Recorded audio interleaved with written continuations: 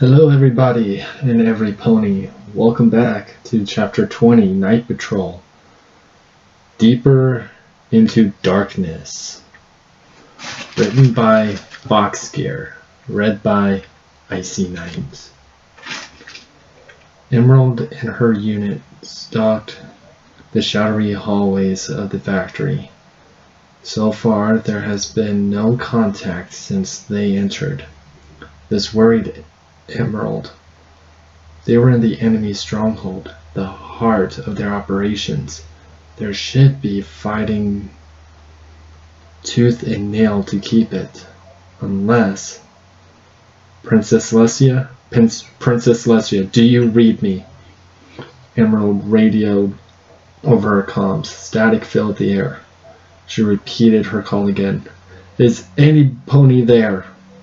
We're here, a voice said over the channel. There was a lot of static, but the voice definitely wasn't Celestia's. Who is this? Emerald demanded. Who is in command? Firefly. Princess Celestia put me in charge while she went to join the battle. Firefly answered. Emerald Cutter let out a groan. Their least experienced commander was in charge. They were really spreading themselves thin. Firefly, listen up. I need you to connect me with the other commanders and the princesses. Something is very wrong here. We haven't met a single enemy since entering, not even a single booby trap. I advise we pull out our units and blow this place apart from the outside with the ship's cannons. We can't do that, Firefly replied. We still haven't managed to locate the prisoners, and we are having trouble contacting every pony's comms.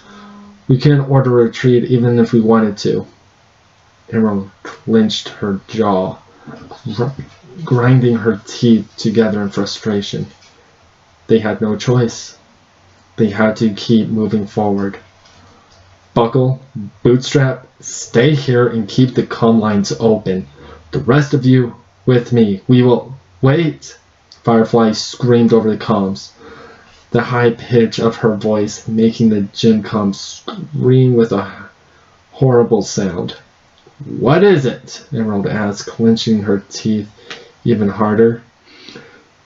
She was about to lose her patience. Firefly took a moment to clear her voice and perform a fake cough.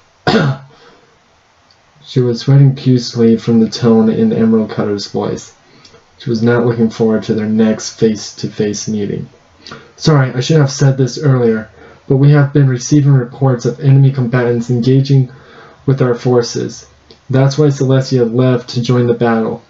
From these reports, the enemy combatants are powerful metal ponies, and they use to be the nobles.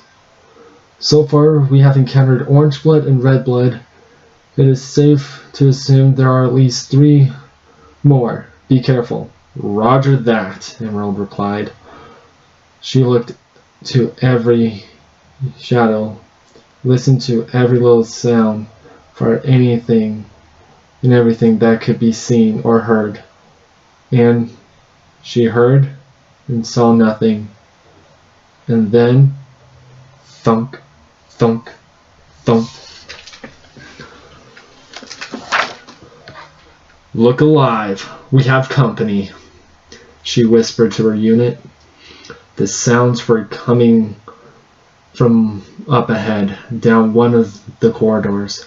Softly, she snuck closer, hugging the wall with her body. She waved Buckle over to look around the corner for her. The long horn could give her away before she could even get a peek at whatever was down there. Buckle crept quietly around her and looked around the corner, his eyes widening in shock and fear at whatever he saw. But before he even had a chance to back away from the corner, a blast of green magic hit him in the head. Chunks of bone and flesh pelted Emerald's crystal green coat, the monster pony could do nothing but gap at the sight of her fellow patroller falling lifelessly to the ground. Every pony back! It was too late though. Another blast blew the corner apart. Debris fell, hitting them with lethal force. All were dead or soon to be dead, save for Emerald Cutter, who survived thanks to her crystal hard coat. Rising through the rubble, Emerald got a good look at her opponent. He was one of the metal ponies, no doubt. A metal body, a dead giveaway, and judging from the color of his magic, it was fair to say this particular metal pony was probably green blood. Not so high and mighty now, are you, you freak? The metal pony said, walking right up to her. I will take great pleasure in humiliating you as you humiliated me. No pony makes a fool out of greedy green blood, especially dim-witted mares like you, and that damnable dippy hooves that don't know their place. Sounds like some pony has an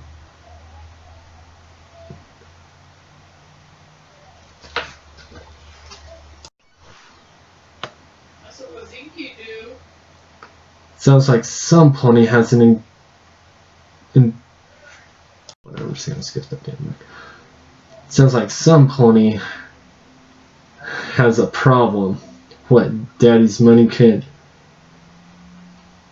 make your little stallion any bigger? Must be why you got rid of it. No much to miss when you don't have any balls in the first place, Emerald sneered. You little... Greenblood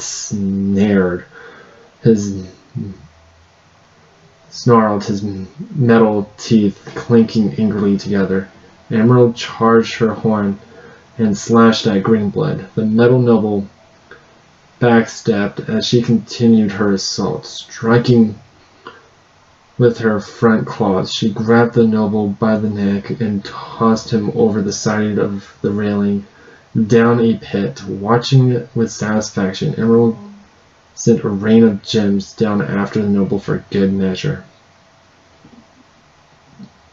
Satisfied with Greenblood's dismay, she went forward deeper into the factory. However, she didn't get far when she heard what sounded a gem engine roaring at supersonic speeds. Turning around, she just managed to catch a glimpse of Greenblood rocketing up from the deeps of darkness. He zoomed around, making a circle in a wide chamber before flying right at her. Emerald formed a shield of crystals in front of her, but Greenblood simply rammed right through, his horn breaking through her crystal coat, sinking deep into her flesh, and then coming out the other side of her left shoulder. Her left front legs went limp. With her right forelegs, she clawed at him, but every scratch useless against his metal skin. Greenblood chuckled as he smashed her against the wall and pulled his horn from her body, dropping her to the floor. Blood spilled from the wound fiercely, a red puddle forming beneath her body. Not so tough now, are you? He taunted, stepping on her wound with his hoof. Emerald screamed in pain as the metal pony dug his hoof deeper into the wound. She tried to charge up a spell, but he smacked her head against the wall before she could even gather the magic to do anything. This is your place, beneath me, you damn wrench. Through swollen eyes, Emerald Cutter glared at the noble pony and spat on his hoof. He hit her again, but she smiled anyway. she could still hurt his ego. Why you? He stomped on her again, but it didn't matter. She was in so much pain she could hardly feel anything. Probably nerve damage. Really what upset her was not the fact she was probably going to die, but the fact she was taken down by this poor excuse of a pony. Oh, sweet Celestia, how that pissed her off. Still trying to resist me? Oh, my dear, how much joy you bring me. But I grow bored with you. Greenblood pressed his hoof against Emerald's head and slowly applied pressure to her temple. She could feel the side of her skull cracking as more and more pressure was applied. Her skull would be crushed if she didn't do something quick. Igniting her horn of magic, Emerald Cutter created an ethereal around her horn, drawing Greenblood's attention. For a brief second, he lost his focus, and she managed to sneak out from under his hoof, stand up, and stab the noble in the eye with her horn. His scream was like music to her as she jabbed her horn deeper into the enemy armor. What's going on? I shouldn't feel pain. They said there would be no pain. Emerald chuckled darkly as she forced the noble onto his belly. She didn't know what she was hitting to hurt him so much, but maybe stabbing a little deeper will finish the noble off for good. Casting another spell, the magic engulfing her horn grew larger, and with a raging whining, she cut through the metal pony, cutting away half the right side of his face and the front right part of his barrel, revealing the inside of the armor. There, floating in the mist of green, was the green alicorn amulet. Well, what's this now? She asked, leaning closer to the amulet. Greenblood seemed to be in shock. His metal body did not feel pain, but his mind still could. And far as it was concerned, he had just lost a fatal portion of his body. It would be some time before he could process the fact he wasn't actually hurt. Not that he would have the time. As Emerald Cutter ripped the amulet free from the suit of armor, Greenblood's soul disappeared into nothing. Amulet clenched in her jaw. Emerald Cutter limped over to where she thought the spot where Calm's work was. She slumped against the remains of the wall, the feeling of warm blood running down her side, barely registering in her mind as she tried to call in. This is Emerald Cutter. I have defeated Greenblood. I repeat, I have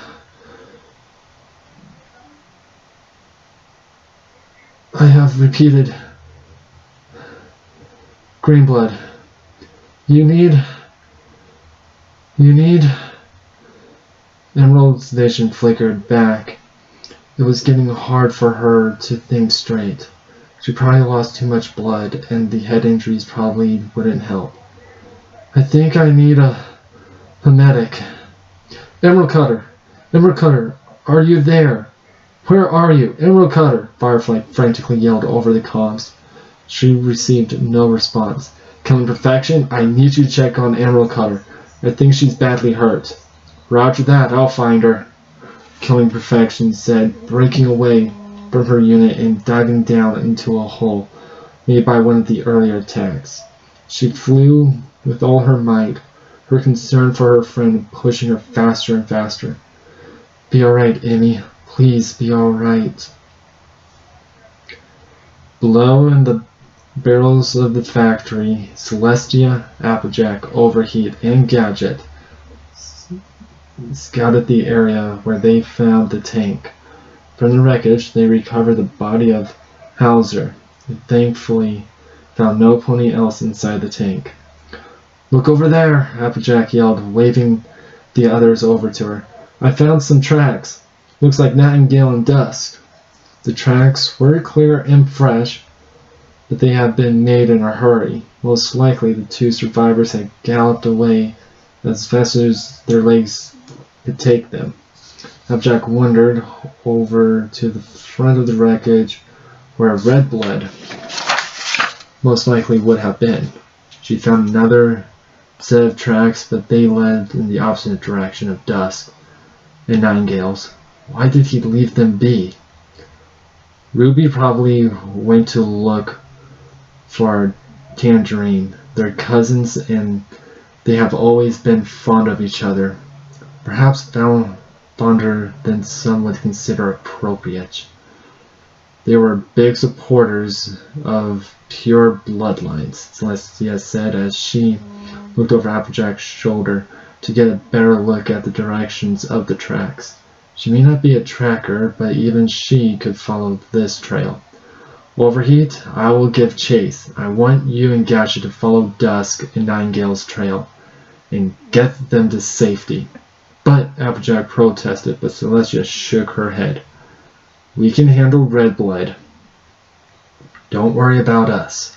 Celestia kneeled down to whisper in the farmer's ear. I need you to keep an eye on Gadget. He doesn't act rationally when Dusk is in danger. Reunite them as fast as you can. Get them out of here. Then look for Luna. Can you do that for me, Applejack? Applejack nodded and saluted the princess. Come on, Gadget.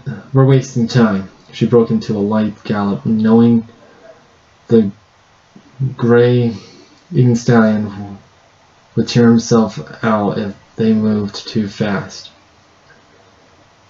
At least this way they could still make good time and hopefully prevent Gadget from getting impatient and have him run off on his own again. As Celestia watched Applejack and Gadget disappear into the ruins of the factory, she hoped for their good fortune. Many have suffered today already, and no doubt many more would suffer before the day was done. But she hoped, at the very least, Dusk would be brought out of this alive and well. She was much too young to already be in her second battle. She'd seen enough foes in battle they shouldn't have been in, including herself and Luna. Are you ready to go, Princess? Overheat asked her. Already following Red Blood's trail. Celestia nodded. Yes, let's end this battle. They followed the trail, which led into a tunnel made up of the factory's engines. From the slang on the walls, it was obvious Red Blood had made the tunnel, melting the metal with his magic to make a path. What surprised Celestia was how fast he managed to make it. It couldn't have taken them more than 15 to 30 minutes for them to even find the tank. How could Red Blood make such tunnel in such a short amount of time? The size and length of it would take Celestia at least an hour or more. Even then, she couldn't make one this large without getting tired, and Red Blood, before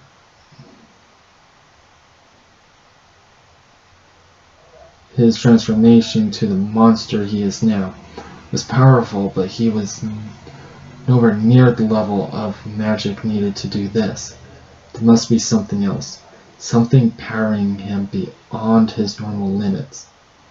She knew of artifacts that could do such a thing, but the question is, which one would it be? Overhead of her, Overheat came to a stop, causing her to nearly bump into him. What's wrong? She asked, igniting her horn with a soft yellow light, trying to look past the large pony. The tunnel curves back. He tricked us. He's going after the others. We must hurry, Overheat, Celestia yelled. You follow the curve and I will backtrack. Hopefully we'll be in time. They separated, both galloping as fast as they could, but the tunnel, well large, didn't allow them to run into a full gallop. Things were worse for Celestia, who constantly had to keep her horn lowered to avoid hitting the ceiling, and her wings were rendered useless. Redblood knew they would be coming. That's why he set this trap, to separate them. He knew stronger members of the group would come after him first. That's why he was going after Nightingale in dusk. He was a snob like the others, but he was never really petty. Was he upset about Overblight being attacked? Being hit with the tank? What was his motive?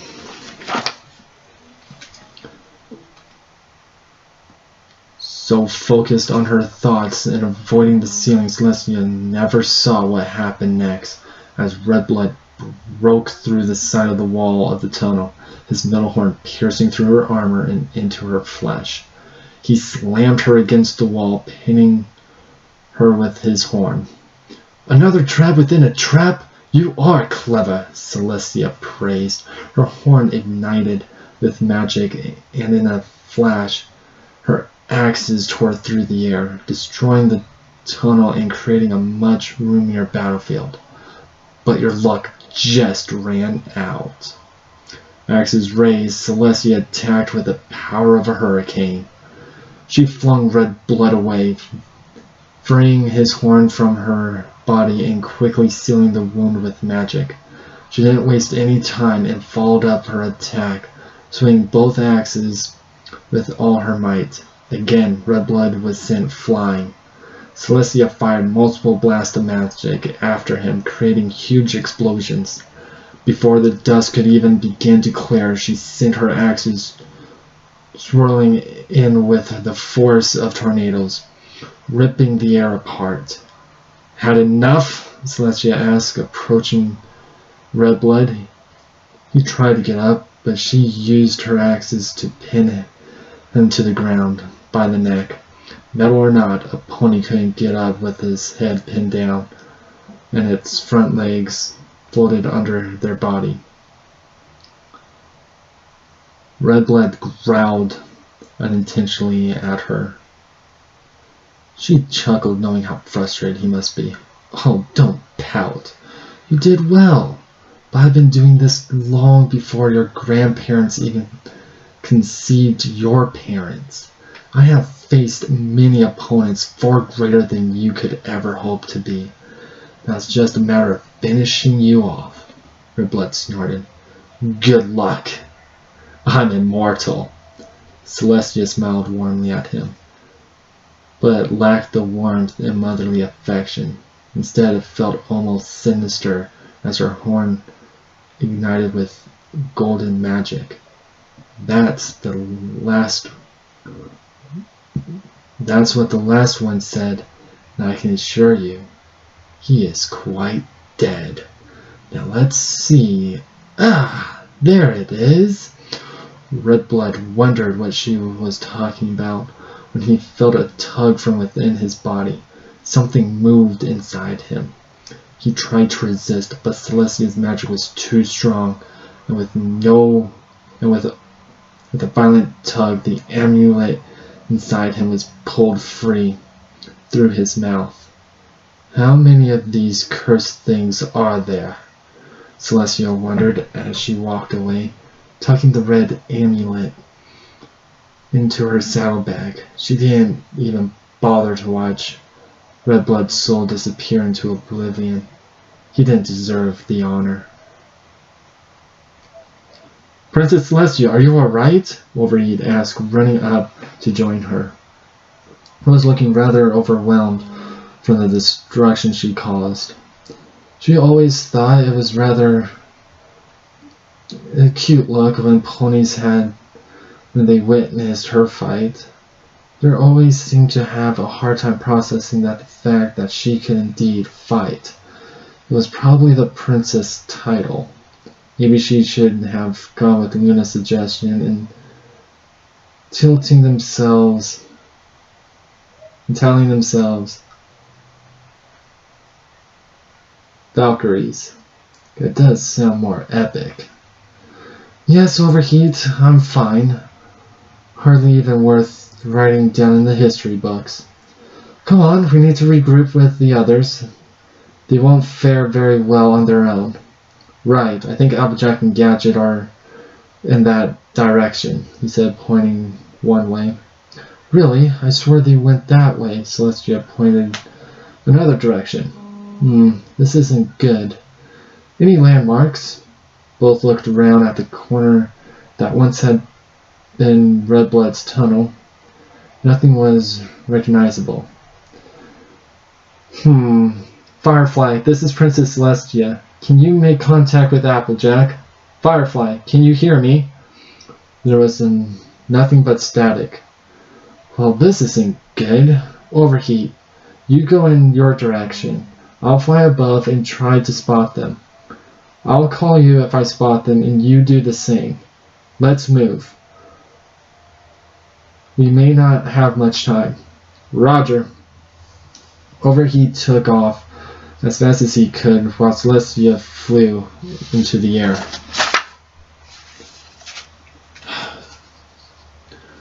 Come on, Dusk! Just a little further, Nightingale encouraged the young unicorn as they climbed over the wreckage of one of the factory's gem engines.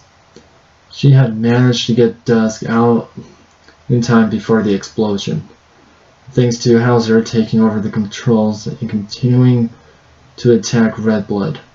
Both of them knew he was a goner either way. He was bleeding out fast, and the wound in his chest. It was amazing he didn't die the moment he was hit.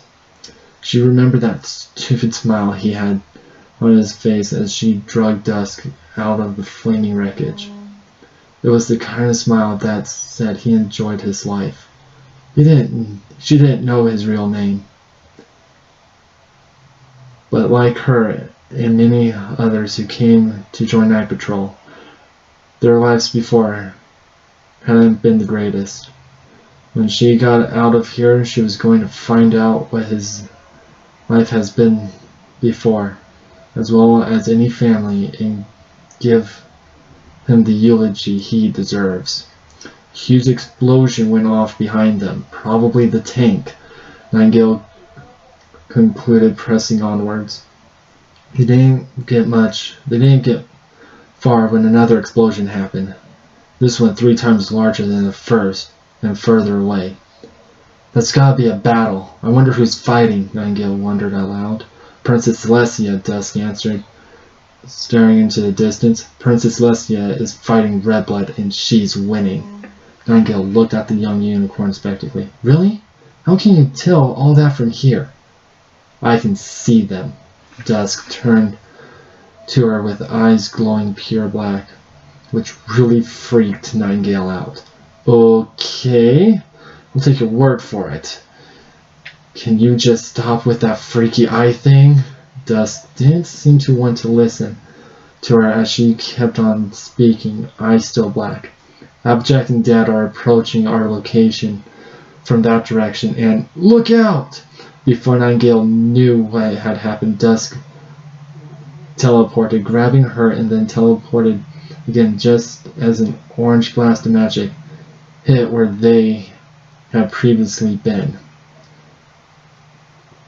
Nightingale swung into action, pulling moisture in the air to create a thundercloud in her hoof. Dusk, run! She ordered as she stared down the metal pony that attacked them. It was Orange Blood, and she didn't look happy. There was no way in Tartarus was she beating this thing, but sure wasn't going to let it get both of them. Get ready, she yelled again. Yelling like a mad mare, Nightingale charged at Orange Blood and punched her in the face with the thundercloud. Lightning flashed as yellow bolts hammered at the pony's metal skin, but none of it seemed to have an effect. A quick swipe of a hoof sent Nightingale flying. She landed hard against the debris, blood dripping down the side of her skull from the hit. "What are you doing? Run already!" Nightingale yelled, spotting Dusk out of the corner of her eye. She cursed her own stupidity as Orange Blood turned her attention towards Dusk. "Get out of here! You're fighting me!" Dusk stood frozen as Nightingale attacked Orange Blood again, getting smacked aside just as easy as the first time, but she got up and charged again, screaming for her to run. But she didn't run. She couldn't run. No, she would not run. She was tired of running. She was going to fight. Ah! Horn glowing black with magic, Dusk unleashed a blast so strong it sent Orange Blood staggering back. Before the male pony could even recover, she fired another spell, the magic drill bullet spell, the one she learned from Luna in the Crystal Empire. The magic bullets punched through the metal pony's armor, which seemed to surprise her, but Dusk didn't mind her and kept firing, creating hailstorms of bullets that tore through Orange Blood, making her look like Swiss cheese. I'm staying!" Dusk yelled angrily at Nightingale, though she was still crying. "And you can't stop me! I'm going to fight! I'm going to protect the ponies I care about!" Dusk Mark, the symbol of infinity, began to glow as her eyes widened out. "I'm not losing any more friends!" Head held high, with her horn pointed to the sky and magic flowing through her body, Dusk unleashed the most powerful magic blast in her entire life. The blast melted the earth and steel around them. Orange Blood fired a counterspell, pushing for dominance. Dusk dug her hooves in deep and pushed harder, making Orange Blood lose ground. She began to walk forward, her blast engulfing Orange Blood entirely. "Die!"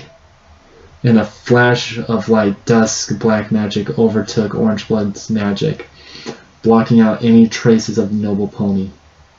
Nightingale uncovered her eyes as the bright flash of the blast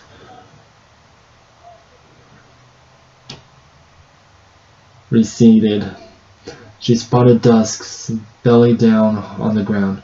Quickly she rushed over to make sure the unicorn was all right. Thankfully she was still breathing. She must have exhausted all her magic and fainted, Nightingale concluded, knowing unicorns that overused their magic were likely to suffer from magic exhaustion. Dusk would definitely be incapacitated for a while, unable to move very easily, and could probably suffer from random temporary paralyze. But she was alive, and that's all that was important. "Still, you sure did a number on her, kid," Miguel whistled while looking over the damage. There was a huge trench left by the blast. No way was Orange Blood getting out of that, she figured. Nightingale gathered Dusk to her back and prepared to meet up with Applejack and Gadget, who, according to Dusk, shouldn't be far behind. However, as she began to walk away, she heard something. Stopping her tracks, she turned just in time to see Orange Blood drag what's left of her out of what should have been her own grave. "Son of a shot, pony! What does it take to kill you?" she growled as she turned to face now three-legged noble pony. A few chunks of metal were missing here or there, but besides that, the noble mare was still in fighting condition, and Nightingale's only hope of defeating her was lying limp on her back. "Horse feathers. You lowly Scum! Orange Blood cursed as she limped out of the hole. In the distance, another explosion from the same place as before erupted, a pillar of fading red light following it. Ruby! No! No, Ruby! Orange Blood called out domestically as she watched the last of her beloved cousin disappear into thin air. Orange tears of liquid magic rolled down her face, yet she could not feel it. She could feel nothing, only the coldness of her skin and the loneliness in her heart. I'll kill all of you! Orange Blood screamed, her magic raging out of control. She pointed her horn directly at Nightingale and Dusk, who tried to run, but a blast of magic caught the wingless Pegasus in the lake. Just hold still. This will only hurt for as long as I want it to. Well, this is it. Nightingale pushed Dusk behind her in the most likely vain hope of protecting the unconscious unicorn from what was about to come. If there was one thing she regretted, it was dragging Dusk into this mess, and the second regret would be not seeing Fury again. Nightingale closed her eyes as Orange Blood fired her attack. She held Dusk close, covering her as much as she could with her body. The light of the attack grew brighter and brighter, drawing closer every second. Nightingale braced herself for what should have been agonizing pain. Instead, a strange coldness overtook her body. She looked up, and all around her was orange. They were in the middle of the attack, yet there was no pain. Were they already dead? The attack passed by. Nightingale turned around to look at Orange Blood, who looked as surprised as her. I'm alive? Impossible! Orange Blood sneered, pointing at something with her horn. Nightingale followed the direction and came face to face with the strangest earth pony she had ever seen. He had a silver ethereal mane that floated in an invisible breeze, and a black and white coat. The white looked like bones. Before Nightingale could utter a word, he dashed past her, charging at Orange Blood. Nightingale screamed for him to wait, but he wouldn't listen and kept charging. Nightingale thought for sure he'd be skewered by Orange Blood's horn, as he practically jumped into her attack. But something very strange happened. The pony's coat inverted, black becoming white and white becoming black. Right before her very eyes, he passed right through Orange Blood's horn, his body, everything, just like a ghost. Sweet Luna, I really am dead. You're not dead, the pony deadpanned as his color reverted to normal. I'm number 0013, Shadow Spectre. I'm a ghost pony. That's not really helping with the not dead argument, Nightingale yelled as Shadow Spectre changed colors again as Orange Blood tried to run him down. But she only ended up running right through him. Shadow disappeared in a mist and suddenly reappeared beside Nightingale, nearly giving her a heart attack. Was that really necessary? Hard to say, but long story short, are you a good fighter? Shadow Spectre asked as Orange Blood plowed into a piece of debris, sending metal chunks everywhere. The metal pony was having a hard time positioning itself on only 3 legs. But it wouldn't be long till she attacked again. Yes or no, please? Yes, I guess. No, scratch that. I'm a great fighter. I even won this tournament. Irrelevant, Shadow Spectre interrupted. Fact is, I'm not a very good fighter. Very poor, in fact. But there is something that I can do that will assure our mutual survival. Nightingale blinked as Shadow started reaching for her with his hoof. She scooted away, but he changed color, and suddenly the world became very different. Her vision changed to black and white, and as did her coat, which took on the same black and white coloring. But the most distraughting, or perhaps surprising thing, was the silver ethel wings that grew from her back. I call this procession.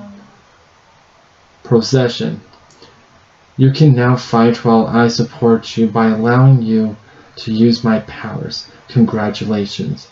You can now walk through walls.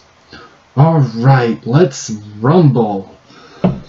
Nightingale flexed her wings of how good it felt to do that again, and took off into the air with blinding speed, charging towards Orangeblood while gathering moisture in the air, forming two thunderclouds. High-speed delivery coming at ya, and no refunds! The ghostly Nightingale grinned like a madmare as she flew through Orangeblood, leaving the thunderclouds behind inside the metal noble. She formed another cloud and dropped down from the air and punched the center of the metal pony's spine, the shocks reacting with the clouds inside, which resulted in a huge blast of thunder. Yahoo! I'm back, baby! Dashing around in a circle, Nightingale created a ring of clouds around Orangeblood, who was still reeling from the electric shocks. Couldn't do anything to counter. The clouds blackened as Nightingale took to the air above Orangeblood, the small tough storm cloud attached to her hoof. Time for the coup de grace. Thunderhoof! Nightingale dive-bombed, hitting Orangeblood in the back with the cloud. Lightning arced between the metal pony and the clouds, sending thousands upon thousands of volts through her body, causing the metal pony to shake and spin and then fall to the ground.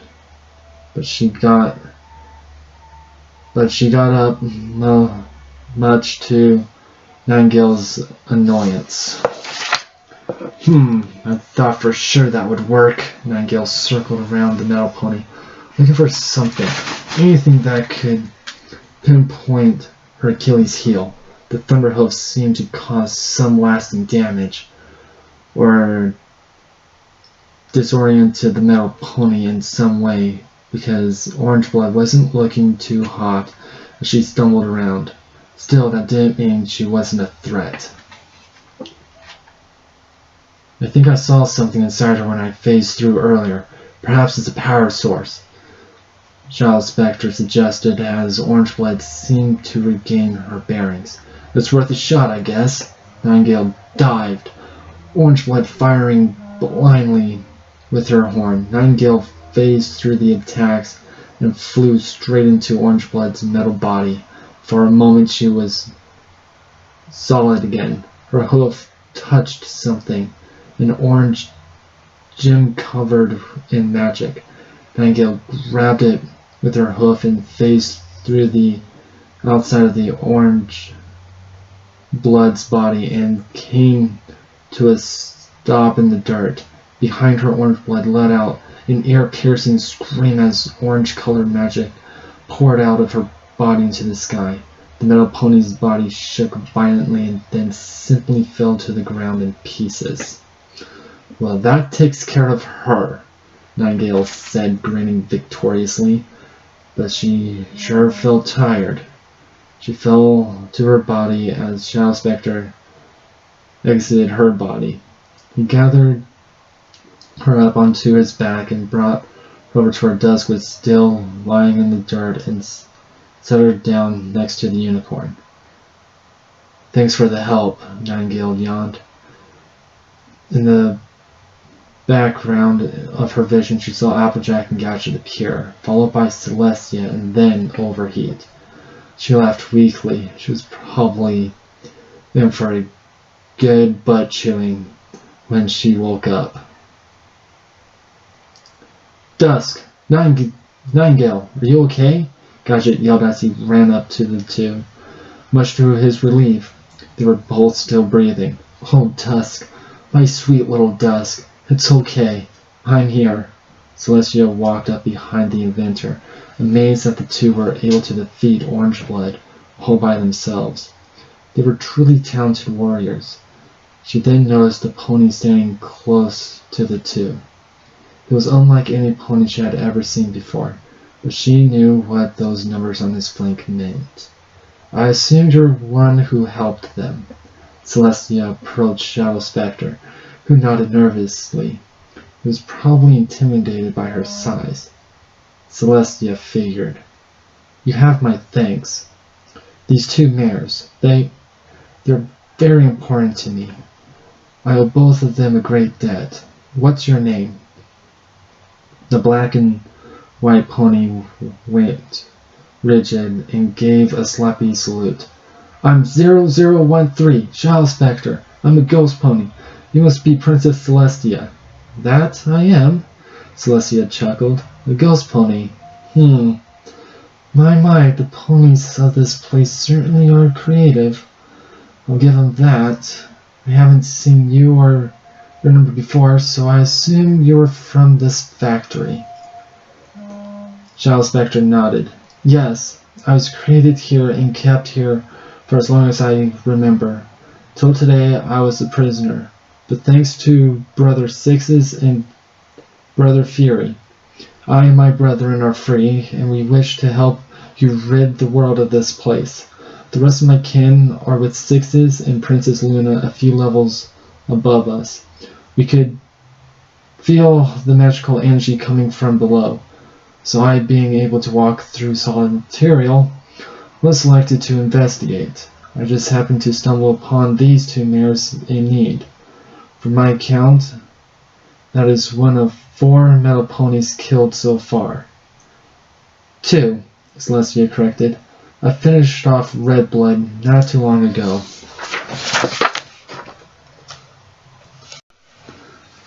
"I was unaware they had names," Shadow Spectre said offhandedly, looking at the pile of metal that was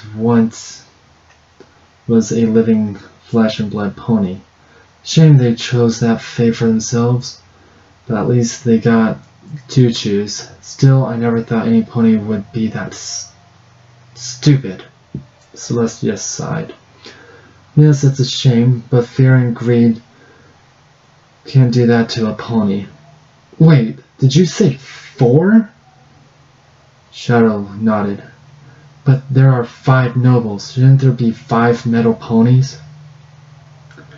"That would be a fair assessment, but there are only 4 armors. The doctors, Madhoof and Hoofenstein, like take us out of our cells every now and then for further experiments and such. And sometimes we overhear things like their other projects and future experiments. We tend to ramble while they work. Nonetheless, I can assure you, Princess, there are only 4 metal ponies in existence, not 5. There is only so much orichalcum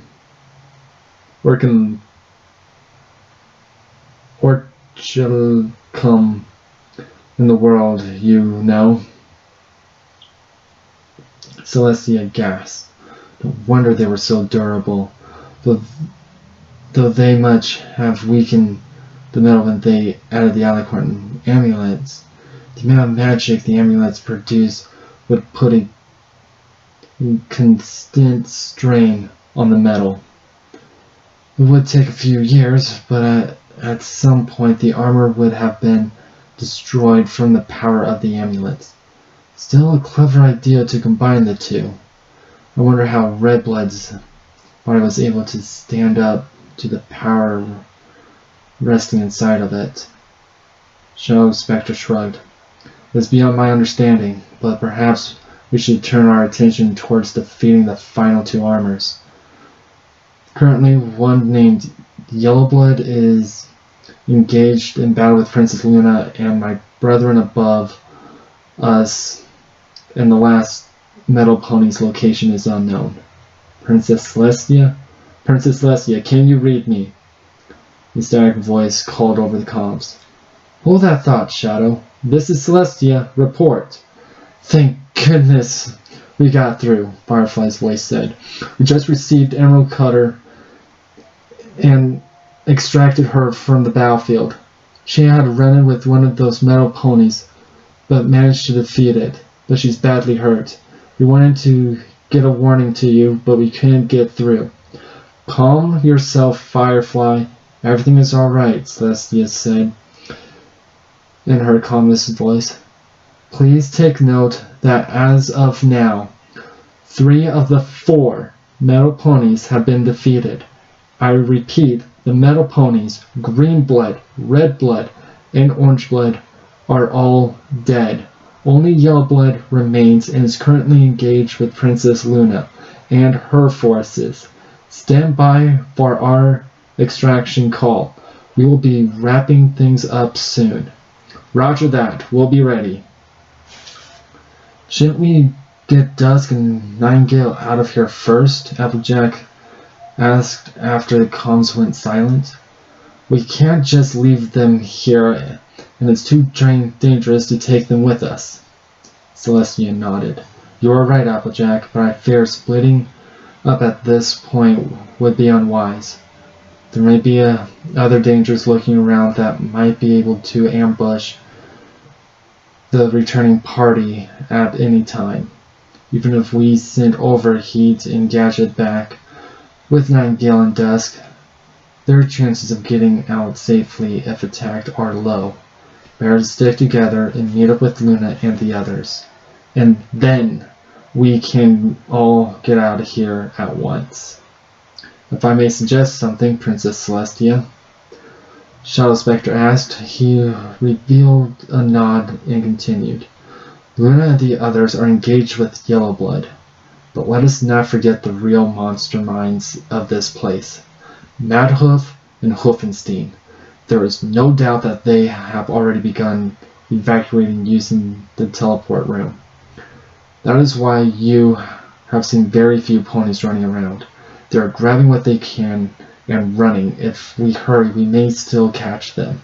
I suggest that I and a few of the other able bodies of our group go after them after leaving these two in the safety of Princess Luna's group, where we can acquire more ponies to finish off the Mad Doctors. A reasonable plan, Shadow Spectre. We will do just that. Come, let's put an end to this madness once and for all, Celestia declared, leading the group only to stop after a few feet and turn to Shadow Spectre, looking rather embarrassed as she said, Would you kindly lead the way, Shadow, being as you know the way to Luna and the others? Would you mind taking point? The other ponies looked at her and shared a quick laugh as they filed behind the black and white pony, Celestia and Applejack taking up the rear. The no pony was looking the farmhand way for the princess' ear and asked, Did you do that on purpose? Celestia grinned as they marched into the dark stairway to the upper levels. Perhaps a little humor in such depressing situations can do a pony some good. Some light in the darkness, as they would say. Ah, I see. I think we're going to need a lot more light to get through this darkness, though. Good thing the Princess of the Sun is with you then, right? Applejack smiled awkwardly as they walked deeper and deeper into darkness. Despite Celestia's reassurance, it wasn't the light of the sun she was craving for, but that of the moon. For the moon was like the sun of the night that kept the darkness at bay. Hold on, Luna, we're coming.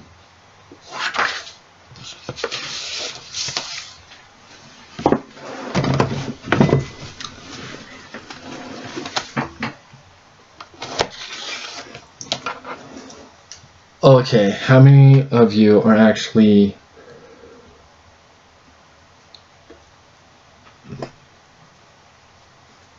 thrilled that the nobles are getting exactly what they deserve?